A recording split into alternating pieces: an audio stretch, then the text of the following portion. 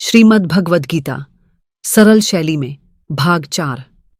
श्री कृष्ण बोले, हे अर्जुन सुन, मैं तुम्हें ज्ञान और कर्म के सर्वोच्च योग का रहस्य बताता हूं। मनुष्य जीवन में कर्म करना आवश्यक है, परंतु ऐसा कर्म करो जो आत्मा को बांध न सके। जो अपने कर्म का फल त्याग कर केवल धर्म और भक्ति में लगा रहता है, वही मोक्ष को प्राप्त होता है। कर्म और संन्यास। संन्यास मनुष्य अपने कर्मों के फलों से विरक्त होता है। कर्म त्याग मनुष्य कर्म करता है पर फल की इच्छा नहीं करता। संन्यास केवल कर्म का त्याग है।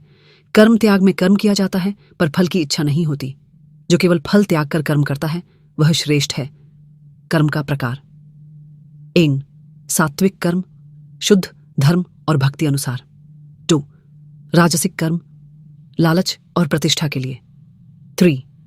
तामसिक कर्म, आलस्य और अज्ञान से भरा। सत्व से प्रेरित कर्म ज्ञान और शांति देते हैं। रजोगुण से कर्म बंधन और मोह बढ़ाते हैं। तमोगुण से आलस्य, अज्ञान और पतन आता है। भक्ति का मार्ग। जो व्यक्ति संन्यास करता है और मुझ में अटल भक्ति रखता है, वह जन्म मरण से मुक्त होता है। यदि केवल कर्म का फल मुझ में अर्पित करता है, वह भी मोक्ष की ओर बढ़ता है। यदि भक्ति कठिन लगे तो निस्वार्थ होकर दूसरों की सेवा में लग जाओ। सच्चे भक्त के गुण। करुणाशील और विनम्र, सुख दुख में समान भाव रखने वाला, मित्र और शत्रु में भेद न करने वाला, मन वचन और कर्म से सदा मुझ में लीन रहने वाला। जो ऐसा करता है वह जन्म मरण के बंधन से मुक्त होकर परमात्मा को प्राप्त होता है। संसार एक उल्टे पीपल के पेड़ के समान है। इसकी जड़ ऊपर परमात्मा में है और शाखाएं नीचे संसार में फैली हैं। इसके पत्ते वेद हैं। जो इसे जानता है वही वेद को जानने वाला कहलाता है।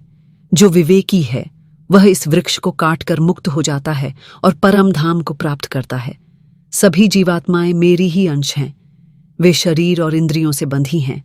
आत्मा केवल देखती है, अनुभव करती है, पर कर्म में संलग्न नहीं होती। ज्ञानी जानता है कि आत्मा अमर है और शरीर नश्वर।